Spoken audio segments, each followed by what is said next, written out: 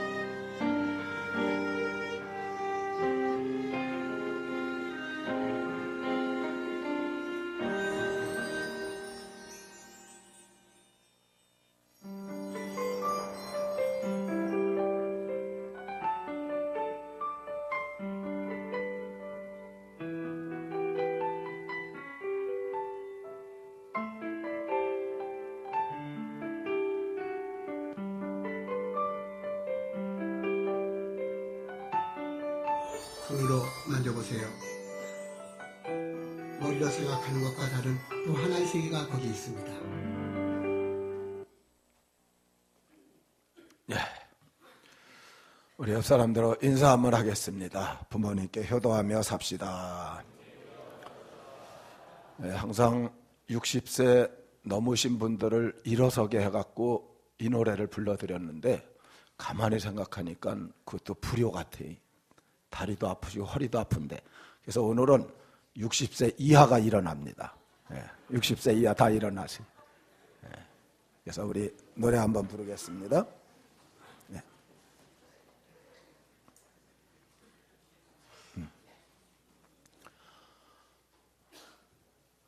앉아 계신 분들을 위해서 또 여러분들 집에 계시는 또 고향에 계시는 부모님들 생각하면서 같이 한번 어버이 은혜 노래 부르겠습니다.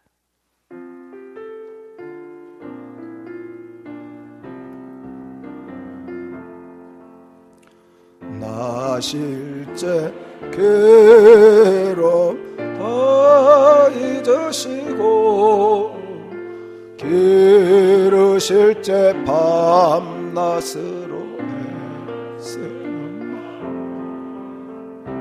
진짜 마른 자 거라니시며 손바닥 고생하시네 하늘아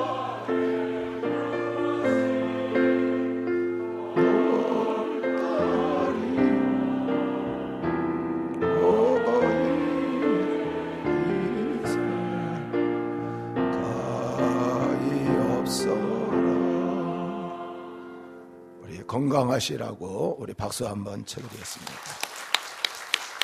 네, 앉아주시기 바랍니다. 제 어머니가 지금 100세인데 살아계셔요. 며칠 전에 뵙고 왔는데 생각이 나갖고. 우리가 효도를 해야 될 이유는 분명합니다.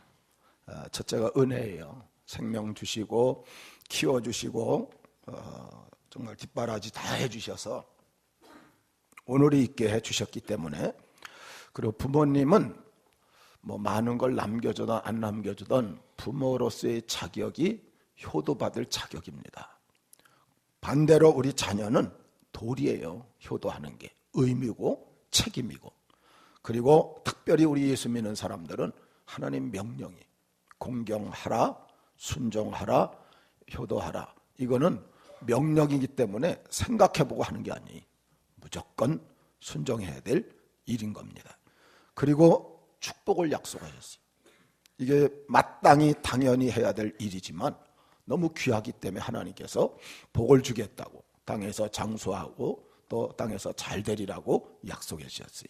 우리 옆 사람들하고 효도하면서 하나님의 복을 누립시다.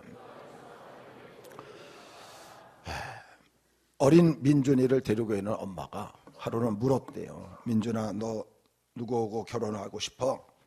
그랬더니 민준이가 생각도 안 하고 무조건 엄마, 난 엄마하고 결혼할 거야. 엄마는 아빠하고 결혼했잖아. 아니야, 그래도 꼭 난 엄마하고 결혼할 거야. 아빠가 지금 살아계신데. 그랬더니 민준이가 그럼 아빠는 죽어야지. 옆에서 듣고 있던 아빠가 집 나가고 싶었대. 차돌이한테 엄마가 축구공을 하나 사줬습니다. 애가 축구를 좋아해서 꼬만데 열심히 공을 혼자서 차는 걸 보고 이웃집에 아이가 너무 부럽게 보는 거예요. 이웃집에 아이는 가난해요. 공을 사줄 만하지 못해요. 아빠는 안 계시고 엄마하고 둘이 사는데. 그래서 이 엄마가 야 차돌아, 쟤는 아빠도 없고 가난해서 공도 살 수 없는데 그 공 축구공 주면 안 될까? 그랬더니 아이가 하는 말이 축구공 주지 말고 아빠를 줘요. 아빠도 없으니까 이 아빠 신세가 참 처량할 때가 좀 많이 있습니다. 이 그림은 어린아이가 태어나서 나중에 성장하고 그러고 나서 이제 삶 안에서 효도를 하려고 그랬더니 어머니가 돌아가신 그 그림을 차례대로 한 거예요. 정철이라는 시인은 어버이 살아계실 때 섬김일랑 다하여라. 지나간 후면 애달다 어이하리. 평생에 고쳐 못할 일 이뿐인가 하노라. 이건 다시 할 수 없다는 거예요. 평생 고칠 수 없는. 돌아가시면 끝이니까. 우리 다시 한번 옆 사람한테 살아계실 때 한 번 더 효도합시다. 유교도 효를 강조합니다. 공자가 이렇게 얘기를 했어요. 우리 같이 한번 읽어보죠. 3000가지 형벌 받을 죄 중에 가장 큰 죄는 부모를 공경하지 않는 것이다.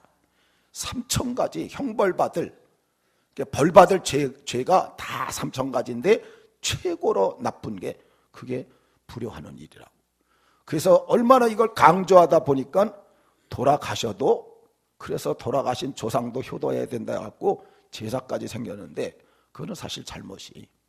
여러분 돌아가시면 못 받으십니다. 살아계실 때 한 번이라도 더 하시기를 바랍니다. 살아있을 때 받는 거예요. 돌아가시면 이 생과 저 생은 끝이기 때문에 받는 일은 없기 때문에. 삼강오륜이라는 말이 있습니다. 그래서 어떤 학교에서 고3들한테 물었대요. 삼강오륜이 뭐냐 써라. 근데 상당수가 압록강, 한강, 섬진강, 그래서 저 꼭대기 중간 끝에 하고. 오륜은 뭐냐 그랬더니 스포츠 하는 거 있잖아요. 깃발 5개를 한문으로 쓴 거다. 이렇게 상당수가 그렇게 나왔대요. 이 한문도를 잘 몰라가지고. 삼강은 부의자강, 부모를 자녀가 섬기는 것은 근본적인 할 일이다. 군의신강, 임금을 신하가 섬기는 것도 근본적으로 할 일이다. 부의부강, 남편을 부인이 섬기는 것도 근본적으로 할 일이다. 이게 삼강이. 오륜은 군신 유의, 임금과 신하는 의리가 있어야 되고, 부자 유친, 아버지와 아들은 친해야 되고, 부부 유별, 남편과 아내는 분별이 있어야 하고, 장유유서, 어른과 아이는 이 순서, 차례가 있어야 하고, 부모유신, 벗과 벗은 서로 믿음이 있어야 된다. 그런데 삼강 중에서 이 부의자가, 어른 중에서 부자 유친, 이게 다 부모와 자녀 관계, 양쪽에 부모와 자녀 관계는 다 들어있다는 거예요. 사랑하는 성도 여러분, 정말 부모님께 효도하며 사시기를 축원합니다. 불신자들도 이렇게 얘기를 해요. 효는 백행지본이라고. 100가지 행동의 기본이 효래. 여러분, 효를 안 하고 아무리 좋은 일 많이 해도 그건 별 볼일 없다는 거예요. 효가 기본이기 때문에. 만복지원이라, 10,000가지 복의 근원이 효도래요. 효도 안 하고 다른 복을 받는 것은 그건 뭔가 다 문제가 있다는 거예요. 효도가 이 백행지본이고 만복지원이라. 그래서 효도는 모든 종교를 망라하여 다 가장 중요한 실천 덕목으로 여기고 있습니다. 특히 우리 기독교인들은 누구보다도 하나님의 명령이니까 더 효도하는데 힘써야 될 줄 믿습니다. 이건 정말 기본적으로 예수 믿는 사람들은 더 잘해야 돼. 이게 중국에서 하나의 사진이 아주 그냥 전국적으로 큰 영향력을 끼쳤어요. 그게 뭐냐니까 양팔이 없어요. 근데 입에다 숟갈을 물고 노모를 이렇게 수발을 들고 있는 거예요. 이게 수십 년 동안 이 일을 갖다 진행하니, 여러분, 우리가 사지 멀쩡하면서도 우리 부모님께 우리가 효도하지 못한다면 정말 부끄러운 그런 일이 될 줄 압니다. 오늘 우리가 부모님께 효도해서 하나님 명령을 잘 지킴으로 땅에서 잘되고 장수하리라는 약속의 축복도 있으니까 우리 하나님 뜻대로 살아서 부모님께 효도하고 또 약속된 복도 누리는 우리 모든 성도들 되시기를 주의 이름으로 축원합니다. 오늘은 이삭의 효도에 대해서 잠시 살핍니다. 그래서 본문보다는 이삭의 생애 중에서 몇 가지 말씀을 드리려고 그래요. 그래서 첫 번째가 기쁨을 드리는 효도. 5절로 6절 우리 같이 한번 읽어봅니다. 아브라함이 그 아들 이삭을 낳을 때에 100세라. 사라가 이르되 하나님이 나를 웃게 하시니 듣는 자가 다 나와 함께 웃으리로다. 아멘. 이삭은 웃는 자란 뜻이 그가 웃다 이런 뜻입니다. 그래서 그가 출생한 후에 오늘 본문에 사라가 웃었어요. 그리고 부모님과 가정의 웃음을 선사하는 행복 덩어리가 된 것을 오늘 우리에게 보여주고 있습니다. 사라는 89세까지 자녀가 없었어요. 그래서 그 89세에 임신을 하고 90세에 이삭을 낳습니다. 그러니까 이때는 이미 경수가 다 끊어졌기 때문에 젖먹인다는 것은 생각도 못하고 상상도 못할 일인데 그때 아이를 낳았어요. 그래서 사라가 90세, 아브라함은 100세에 이 아이를 낳았으니 이 얼마나 기뻤겠어요. 여러분, 부모님을 기쁘시게 하기를 주의 이름으로 축원합니다. 그게 가장 좋은 효도예요. 외아들이죠. 물론 이스마엘을 낳았지만 하나님이 그건 인정을 안 했어요. 사라에게서 난 자가 아들이다. 하나님의 기적으로 얻은 아들이. 그래서 100세에 아브라함이 낳았으니까 역사 속에 창세부터 지금까지 최고 늦둥이를 낳은 거예요. 전에 인터넷에 나온 거 보니까 80 몇 세가 자녀를 낳았대. 이야, 원기왕성하신 분이 50세만 넘으면 늦둥이라고 그렇게 좋아하는데, 근데 아브라함은 100세에 낳았으니까 이건 전 세계에 없어요. 최고 늦둥이. 얼마나 좋습니까? 웃음보가 터졌고, 그래서 하나님이 나로 웃게 하셨다고 행복을 만끽하는 모습을 보여줍니다. 실제 아브라함이 결혼하고 가나안에 온 거에 75세에 86세에 이스마엘을 낳았어요. 11년 만에. 그러나 그는 정식 아들이 아니라고 하나님 그러셨어요. 기다리고 기다려서 100세에 이삭을 낳았으니 얼마나 기뻤겠는가. 21장 8절에 이삭이 자라서 젖되는 날에 큰 잔치를 베풀었다고.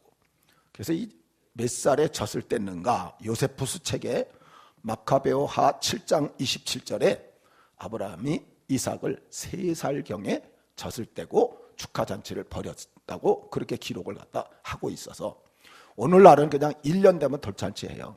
근데 옛날엔 젖을 몇 년씩 먹이다 보니까 늦게, 더군다나 100세, 90세에 낳았으니까 더 애지중지 했으리라고 그렇게 보여줍니다.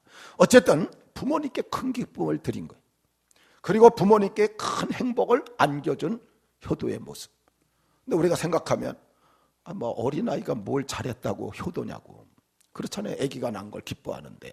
근데 이삭이 자라면서 부모님 속을 썩였다는 기록이 안 나와요. 그러니까 그가 부모님을 평안하게, 부모님을 기쁘게 하는 생활은 계속 진행됐다. 왜냐?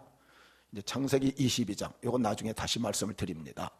22장에 아버지가 이삭을 죽이려고 하는데 그거 순종하는 걸 보면 그 생애가 정말 부모님께 철저히 순종하면서 잘해왔다는.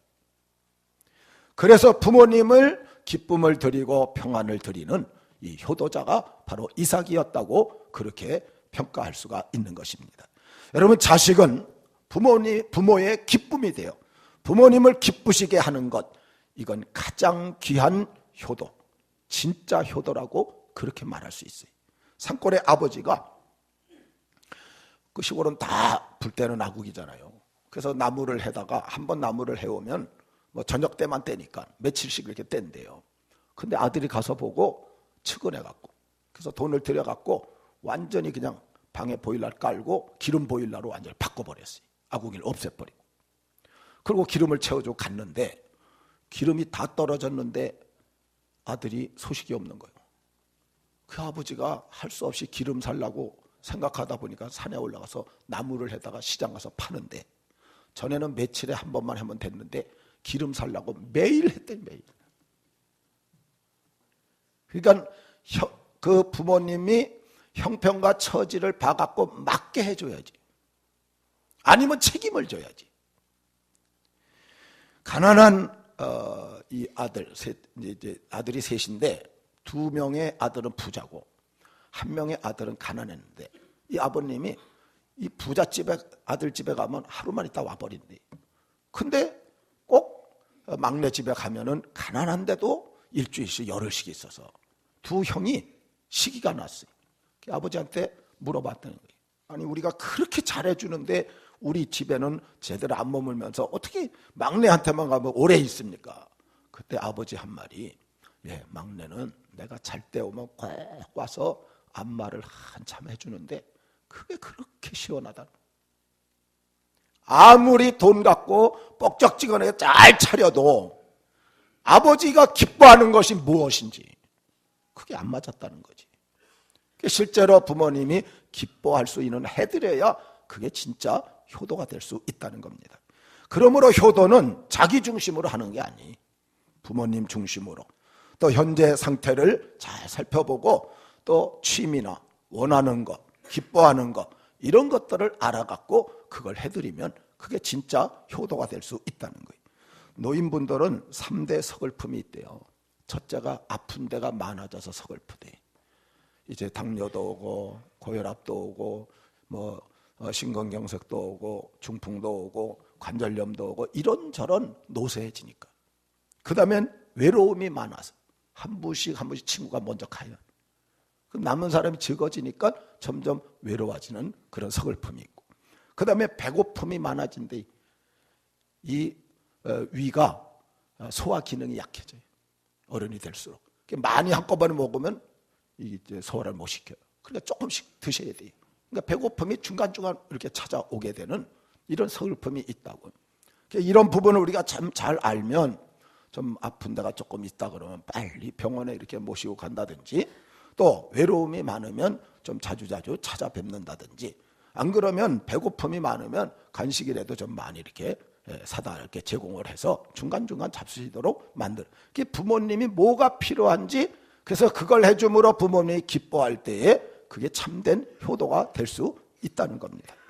그런데 우리 한국 어르신들은 뭐니 해도 뭐니만 드리면 돼요. 그러니까 이것저것 다 옷 가져갔는데 색깔이 어쩌고 그거 다 돈 달래는 소리. 먹을 걸 가져갔는데 이빨이 어떻고 그거 다 돈 달래는 소리. 돈을 주면 부모님이 알아서 손자 용돈을 주던 친구들 뭐 이렇게 하던 알아서 이렇게 진행할 수 있으니까. 어쨌든 찾아뵙고 필요한 것을 알고 용돈도 드리고 부모님 마음이 기쁘도록 진짜 효도를 하시고 하나님이 주시는 은혜와 복을 누리는 우리 모든 성도들 되시기를 주의 이름으로 축원합니다. 두 번째는 순종과 헌신의 효도입니다. 제가 한 절만 땄어요. 창세기 22장 10절 다 같이요. 손을 내밀어 칼을 잡고 그 아들을 잡으려 하니 아멘. 모리아 산에 가서 이삭을 제물로 드릴 때 그때 아브라함은 이제 굉장히 연세가 많아졌고 이삭은 청년이니까 얼마든지 물리칠 수 있어요. 근데 자기 몸을 내놓고 순종을 하는 그런 효도를 했다. 아마 산을 올라갈 때 이삭이 물었어요. 아니 칼도 있고 나무도 있는데 재물은 어디 있습니까? 아브라함이 그랬어요. 하나님이 준비하실 거다. 그리고 올라가서 그 다음에 묶어야 되잖아요. 그럼 이야기를 해야지. 하나님이 널 드리라고 한다. 그럴 때 이삭이 반항을 하면 못 묶는 거예요. 근데 성경을 보니까 묶어놓고 그 다음에 칼로 이삭을 제물로 삼으려고 하는. 그때 하나님 막으셨지. 여러분 하나님께 드린다고 하니까 이삭이 순종해서 자기 몸을 헌신한 거예요. 그의 신앙 자세가 너무너무 좋은 건데 이게 아브라함의 신앙을 본받은 것이고 그 다음에 결국 이것은 아버지 하시는 일에 자기 생명을 내놓은 거예요. 목숨을 내놓고 효도하는 순종의 모습을 보인 것입니다. 그래서 이삭은 순종과 헌신의 효도라고 그렇게 말할 수 있어요. 유대인들은 이 당시 이삭이 나이가 몇 살이 됐느냐? 37세라고 봅니다. 그 이유가 뭐냐니까 22장에 이삭을 드리고 23장의 앞부분에 사라가 죽어요. 그래서 사라가 죽을 때 127세라고. 그런데 우리 성경은 이렇게 1장, 2장 이런 게 만들어져 있어요. 원래 히브리 원문은 그게 없습니다. 그냥 창세기, 그러면 창세기 1장부터 50장까지가 하나의 이야기예요. 이야기책으로 쫙 됐습니다. 히브리어로. 그래서 중간에 장이란 게 없어요. 이야기가 쭉 진행되기 때문에 아브라함이 이삭을 드리고 바로 그 다음 이야기가 사라가 죽으니까 같은 애가 아니냐. 유대인들이 이렇게 해석을 하는 거예요. 그러면 사라가 127세에 죽었으니까 90세에 낳았으니까 이삭은 37세라. 여러분 37세고 아브라함은 100세 때 이삭이 나왔으니까 137세고 그럼 37세에 잡으려고 할 때 한 번만 확 밀면 끝이잖아요. 뭐 37세 아니라고 봐도 한 20세만 됐다 할지라도 아브라함은 120세 아닙니까? 그러면 그냥 밀면 끝이에요. 이 말은 뭐냐 하니까 저항하지 않았다는 거예요. 거부하지 않고 반항하지 않고 순순히 묶이고 자기를 죽이라고 순순히 묶이는 정말 목숨을 내놓는 헌신, 아버지의 말에 그냥 순종해 나가는 그런 모습을 가졌다는 걸 우리에게 보여주는데 그래서 이삭은 순종과 헌신의 효도를 다했다는 겁니다. 오늘 이삭의 이 순종과 헌신은 최고의 효도예요. 목숨을 내놨으니까 이거보다 더 큰 효도가 어디 있겠습니까?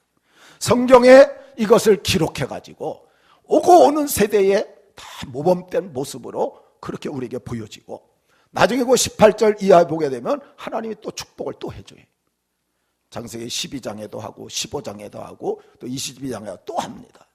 그래서 축복의 가문을 이어가고 복의 근원이 되도록 그렇게 역사하시는 모습을 우리에게 보여주고 있습니다. 사랑하는 성도 여러분, 오늘 우리 부모님들은 자녀를 위해서 희생과 헌신을 아끼지 않으신 분들이 아까 여러분들이 노래를 불렀잖아요. 나실제 괴로움 다 잊으시고 참 가사가 너무너무 좋아요. 어머니들이 자녀 출산할 때 해산의 고통은 무엇과 비교할 수 없는 최고의 고통이 근데 다 잊으신대. 기르실 때 밤낮으로 애쓰시고 진자리 마른 자리 갈아내시면 손발이 다 닳도록 먹을 것 자녀 위해서 안 먹고 안 입고 안 자고 오직 자식의 앞길만 잘 되도록 바라며 그렇게 키우시는 분들이 다 부모님들 아니십니까? 당연히 우리가 부모님께 순종해야지. 당연히 부모님께 우리가 헌신해야지. 그래서 순종과 헌신의 효도를 하는 것은 마땅한 일이라는 거예요. 우리는 형편을 잽니다. 환경을 잽니다. 내 상황을 잽니다. 그러고 나서 더 이상 어떻게 할 수 없다. 여러분, 재기 전에, 살펴보기 전에 먼저 부모님께 효도를 먼저 할 수 있기를 주의 이름으로 축원합니다. 여러분, 하나님을 위해서 일하는 것도 항상 먼저 하고 그 다음에 내가 아껴 써야 돼요. 부모님도 하나님처럼 섬기는 게 성경에서 요구하는 거예요. 똑같이 부모님께 먼저 하고 남은 걸로 내가 더 전략하고 살아가도록 그런 자세를 우리가 가져야 된다는 그런 말씀입니다. 여러분, 이 물고기들도 얼마나 이 부성애 모성애가 강한지. 이거 가시고기예요. 가시고기는 이 암컷이 알을 까고 가버립니다. 자기 살 길 찾아. 그러면 이 수컷이 거기다 그냥 이걸 날갯짓을 하고 불고 해갖고 산소 공급을 하고 적들이 쳐들어오게 되면 자기 몸이 죽을 지경이 돼도 그걸 막아내고, 나중에 한 보름 정도를 먹지도 않고 그 일만 하다가 새끼들이 부화되면 죽는, 이게 가시고기는 부성애의 모습이. 이 우렁이는 모성애라 그래. 새끼들을 낳으면 새끼가 부모의 살을 뜯어먹고, 그래서 새끼들이 다 이제 독립하게 되면은 껍데기가 돼서 물에 흘러가는, 이게 우렁이라 그래.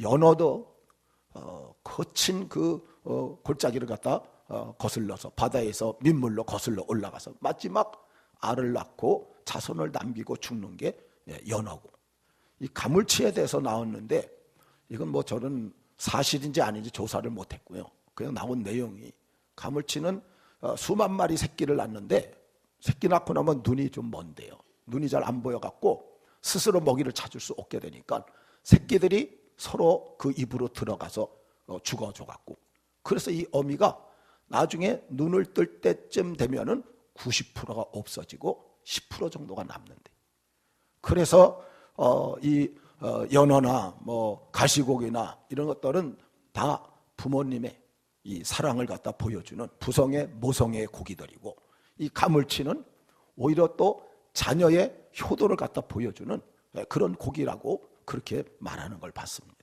미물의 이런 물고기들도 이런 모습들이 있기 때문에 오늘 사람된 우리는 더 우리가 순종과 헌신을 통해서 부모님을 잘 공경하는 그런 성도들이 되어야 할 줄 믿습니다. 보육원에 어떤 남매가 자랐는데 어느 정도 이렇게 자라다가 이제 부모님을 좀 찾고 싶었다는 거예요. 그래서 찾았더니 어머님은 돌아가시고 아버님만 있는데 만났는데 얼굴이 그냥 완전히 귀신 같은 거예요. 이 아이들이 깜짝 놀라가지고 그동안 뭐 보육원에서 자랐으니까 정도 없는 데다가 얼굴이 흉한 모습을 보고 다시 안 만나겠다고. 그래갖고 있는데 얼마 후에 아버님이 돌아가셨다는 소식을 받습니다. 그래서 갔어요. 갔는데 그 같이 있던 분이 그러더래요. 네 아버지가 제발 화장은 좀 시켜주지 말라고 부탁을 했다. 근데 뭐 애들이 뭐 돈 있나요? 그냥 아무 생각 없이 그냥 화장을 하고 끝냈습니다. 아버지 유품을 받았어요. 받아가지고 집에 와서 다 이렇게 정리를 하는데 그중에 일기장이 하나 나왔는데 거기에 왜 아버지가 그렇게 됐는지 내용이 쓰여 있더라는 거예요. 어렸을 때 집에 불이 났대. 근데 아이들이 그 안에 있었던 거예요. 그래서 이 부부가 같이 뛰어들어가서 어머니는 불 속에서 죽게 되고 아버지는 아이들을 끌어내고 이런 화상을 너무 심하게 입어서 도저히 아이들을 키울 수 없는 그런 지경이 돼갖고 보육원에 맡겨버렸다는 거예요. 그리고 돌아가시기 얼마 전에 몇 글자를 남겼는데 나는 불이 싫다. 그러니 나를 화장을 시키지 않았으면 좋겠다. 30년 동안 꿈속에 내가 불 때문에 무서워하면서 지냈기 때문이라고 그렇게 쓰여 있는데 이 얼굴이 자기네들 때문에 그렇게 된 걸 알고 그리고 또 마지막 그 아시는 분을 통해서 부탁한 것도 들어주지 않고 그래서 두 아이가 통곡을 갖다 하는데 이미 때가 늦었다는 거죠. 사랑하는 성도 여러분, 부모님 살아계실 때 순종하고 헌신해서 후회하지 않는 오히려 잘 감당해서 하나님 앞에 말씀에 순종한 성도가 되어서 또 약속된 복을 누리는 우리 모든 성도들 되시기를 주의 이름으로 축원합니다. 세 번째가 행복과 성공의 효도에 24장 67절 우리 다 같이 한번 읽어봅니다. 이삭이 리브가를 인도하여 그의 어머니 사라의 장막으로 들이고 그를 맞이하여 아내로 삼고 사랑하였으니 이삭이 그의 어머니를 장례한 후에 위로를 얻었더라. 아멘. 어머니를 여의고 슬픔에 잠겼어요. 이삭이. 실제적으로 아브라함이 더 슬프지요. 그동안 오랜 기간 동안 같이 살아와요. 127세, 아브라함 137세. 그게 얼마나 사랑이 돈독해졌겠습니까? 아브라함이 더 슬픈데 아들도 슬픔에 잠긴 모습을 보니까 아브라함 입장에서는 안타깝지요. 근데 나중에 리브가를 얻었어요. 그래서 서로 사랑하면서 행복하게 살게 되니까 그 모습을 아버지가 바라봤을 때 마음에 이제 위로가 되고 평안이 되는 거죠. 여러분들 행복하게 사시기를 주의 이름으로 축원합니다. 그게 부모님한텐 효도가 되는 거예요. 우리 둘째 아들이 결혼을 했어요. 첫 번째 10월 달에 결혼을 하고 제가 3월 달에 생일이니까 생일 며칠 전에 두 부부가 찾아와서 저한테 그랬어요. 아버지 필요한 거 원하는 거 있으면 말씀하세요. 해드릴게요. 그때 제가 한 말이 니네나 잘 살아. 니네가 잘 사는 게 내가 원하는 거야. 싸우지 말고 행복하게 잘 살아. 너희들 그렇게 잘 살면 아무거 안 해줘도 괜찮아. 다 부모의 심정이 다 그래. 여러분들이 행복하게 잘 사시기를 주의 이름으로 축원합니다. 창세기 25장 20절에 이삭은 40세에 리브가 결혼을 해요. 25장 26절에 보니까 60세에 에서와 야곱을 낳았어요. 이삭이 60세면 아브라함이 100세에 낳았으니까 아브라함 160세예요. 아브라함이 죽은 게 175세니까 이삭이 야곱과 에서를 낳고 나서도 아브라함과 같이 15년을 더 산 거예요.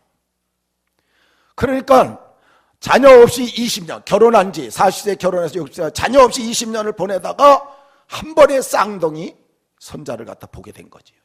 그러니 그 가정에 기쁨이 얼마나 더 컸겠어요. 어쨌든 아브라함은 말년에 더 행복한 그런 모습을 가질 수밖에 없었다. 그래서 오늘 가정이 행복한 게 부모님께 효도하는 그런 일이 되어진다는 거예요.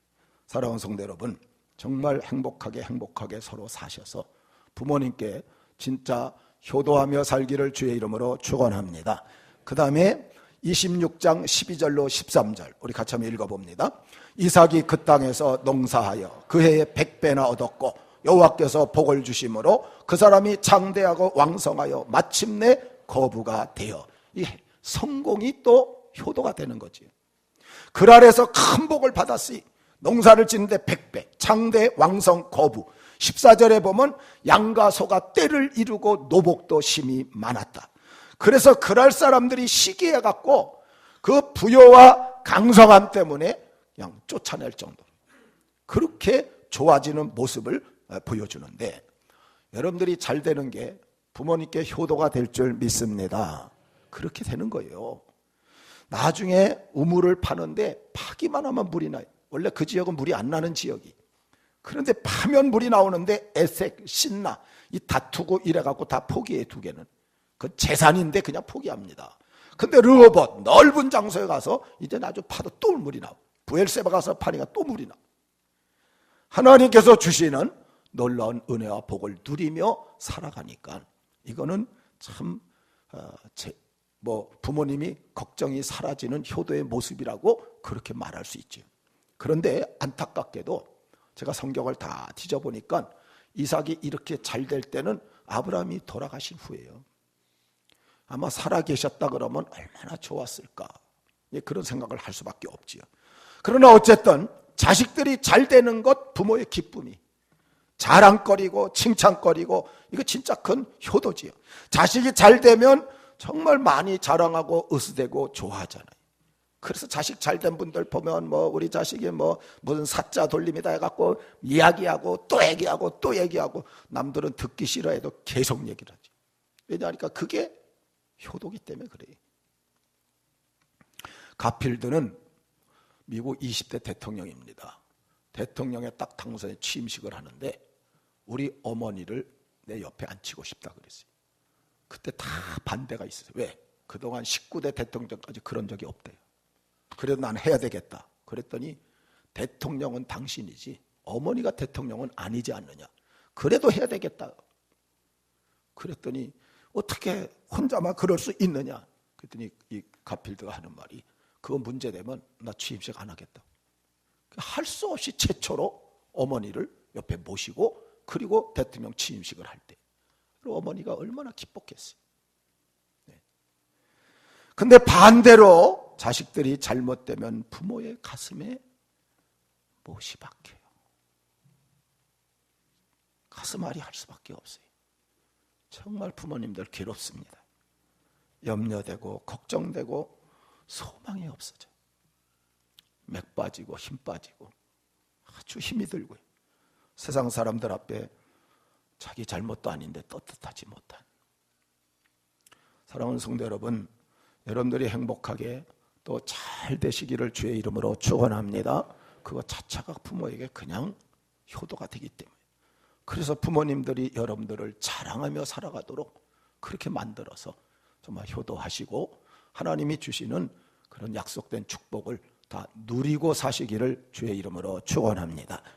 오늘은 간단히 3가지만 이렇게 말씀드렸어요. 그러나 효도하는 내용은 더 많잖아요. 그래서 그냥 효도 10계명 같이 한번 읽어보도록 합니다. 자, 첫 번째 다 같이요. 부모님과 가능한 많은 대화를 나누라. 두 번째, 부모님께 일감을 드려라. 그렇다고 자기가 돈 받아서 쓰려고 일을 그러면 안 돼요. 소일거리를 드려서 좀 외롭지 않게 해드려요. 세 번째, 부모님도 취미를 갖도록 도와드려라. 네 번째, 여행의 기회를 드려라. 사실 여행은요, 가슴 떨릴 때 하는 거지 손발 떨릴 때 하는 게 아니에요. 그러나 그래도 가까운 곳이라도 많이 걷지 않은 이런 데도 같이 이렇게 해드리는 게 좋죠. 다섯 번째, 부모님을 이해하려고 노력하라. 제가 이번에 의정부에 어머니 계셔서 갔잖아요. 가갖고선 건강하시죠? 그러면서 붙들었더니 딱 저를 쳐다보더니 정우 왔구나. 그 다음에 하신 말씀이 네 머리가 내 머리보다 더이다. 100세가 됐는데 앞머리가 까매요. 근데 뒷머리는 저보다 더 하얀데 아무리 거울을 봐도 어머니 검은 거예요. 앞머리만 까맣기 때문에. 근데 어쨌든 그 얘기를 하시는데 제가 그랬어요. 아버지를 닮아서 그래요. 우리 아버님은 50대 후반에 검은 머리가 한 올도 없었어요. 한조 백발. 거기에 비하면 저는 꽤 많습니다. 검은 머리가. 근데 한 10분쯤 지났어요. 근데 저를 이렇게 정우야. 그래서 이렇게 봤더니 너는 내 머리보다 네 머리가 더이다. 또 10분쯤 지났는데 정우야, 네 머리가 내 머리보다 더이다. 한 10번을 들었어요. 우리 누님들이 옆에 있다가 그 말 할 때마다 폭소가 터져. 깔깔대고. 2, 3분이면 잊어버리는 거예요. 100세가 되니까 내가 지금 와 있는데 분명히 얘기했는데 2, 3분이면 그걸 잊어요. 그러면 항상 새롭게 말하는 거예요. 어머님은 새롭게 똑같은 얘기 반복해서. 여러분, 어른이 되면 모든 게 다 노쇠해져요. 이해를 해 주셔요.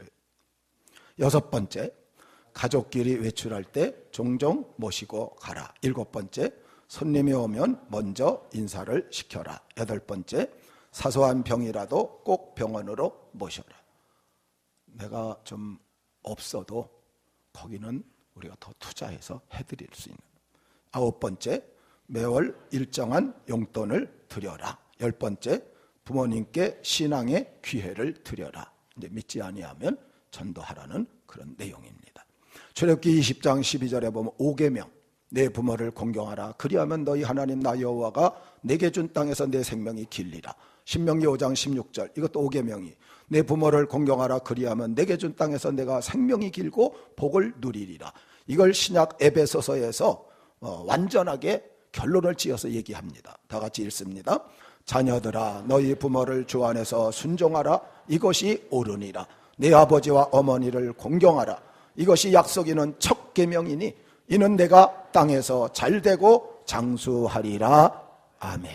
우리 옆사람하고 효도하면서 복을 누립시다.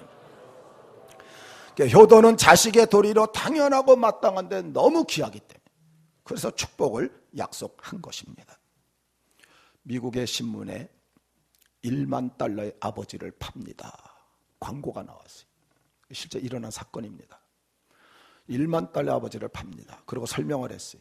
아버지가 치매와 중풍으로 쓰러지셔서 몸을 움직이질 못합니다. 그래서 밥도 먹여드려야 되고 그리고 대소변을 다 봐야 되고 수년 동안 하다 너무 힘들고 지쳐서 아버지를 팔기로 했습니다. 그리고 연락처를 적어놨어요. 이리 연락을 해주시기 바랍니다. 여러분, 거저 준들 받으시겠어요? 중풍과 치매로 움직이지도 못하는데 밥도 먹여주고 대소변 다 받았는데 거저 준다고 받겠어요? 근데 1만 달러에 판다고. 근데 며칠 후에 이 집에 전화가 온 거예요. 제가 그 아버님을 사겠습니다. 그래서 이분이 그랬대요. 정말 힘든 모습인데 한 주간 더 생각해 보시고 그래도 사겠다면 다시 전화하라고. 일주일 동안 후에 다시 전화가 왔대요. 예, 우리 진짜 사겠습니다. 어떤 처진데 살라고 합니까? 그랬더니 이 젊은 부부가 결혼해서 아이를 낳고 사는데 둘 다 고아였대. 부모님이 누군지도 둘 다 모른대. 그래서 고아로 살다가 둘이 결혼해서 자녀 낳고 사는데 마음의 소원이 병든 아버지라도 자기 아버지로 얼마 동안이라도 모시고 살고 싶은 마음 때문에. 그래서 부부가 합의를 했대. 그리고 애들한테 얘기했더니 애들도 할아버지 불러보고 싶다고. 그래서 자기네가 완전 결정을 했대.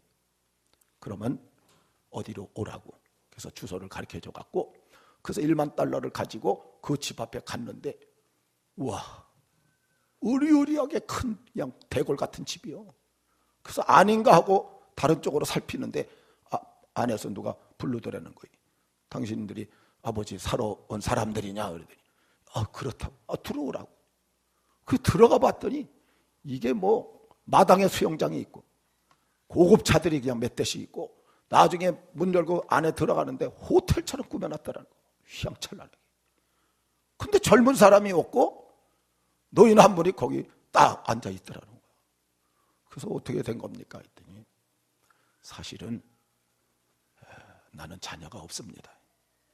자녀가 없어서 이 많은 재산을 누구한테 물려줘야 되는데 난 지금 병도 없습니다.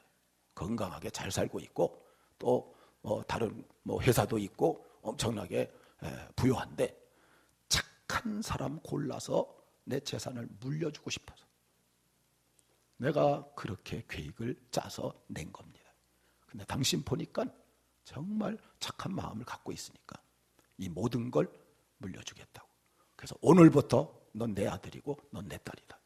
당장 가서 내일 이사 와라. 그래서 그 다음 날로 다 치우고 이사 와서 이 대궐 같은 집에서 그 모든 재산을 다 얻어서 행복하게 그 아버님 잘 모시면서 살게 됐다는 실제 일어난 사건. 그렇다고 오늘부터 신문만 찾지 마시고 부모님께 기쁨 드리시고 진짜 순종과 헌신하시고 행복과 성공으로 효도하면서 하나님 약속의 복을 누리며 사시기를 주의 이름으로 축원합니다.